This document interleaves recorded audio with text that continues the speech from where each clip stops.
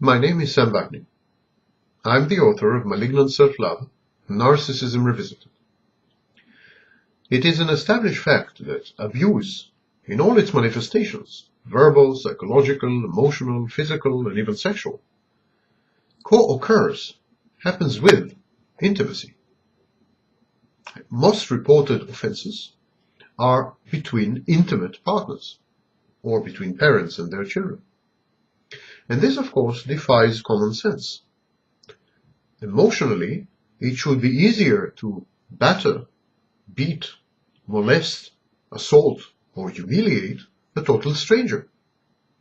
It's as if intimacy causes abuse, incubates it, and nurtures it.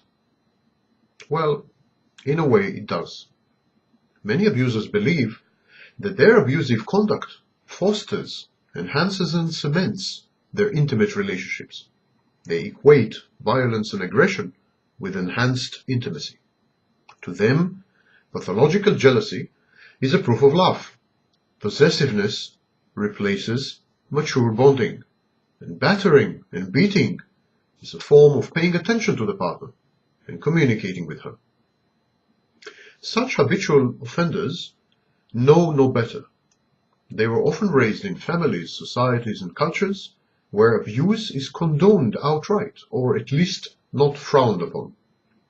Maltreatment of one's significant others is a part of daily life, as inevitable as the weather, a force of nature. Intimacy is perceived by these people to include a license to abuse. The abuser treats his nearest, dearest, and closest as mere objects, instruments of gratification, utilities, or extensions of himself. He feels that he owns his spouse, his girlfriend, his lovers, children, parents, siblings, or even colleagues. As their owner, he has the right to damage the goods, or even to dispose of them altogether. Most abusers are actually scared of real intimacy and deep commitment and mature relationships. They lead a pretend, confabulated life. Their so-called love and so-called relationships are gaudy, fake imitations. The abuser seeks to put a distance between himself and those who truly love him, who cherish and value him as a human being, who enjoy his company, and who strive to establish a long-term, meaningful relationship with him. He is terrified of intimacy, and they frighten him a lot. Abuse, in other words, is a reaction to the perceived threat of looming intimacy.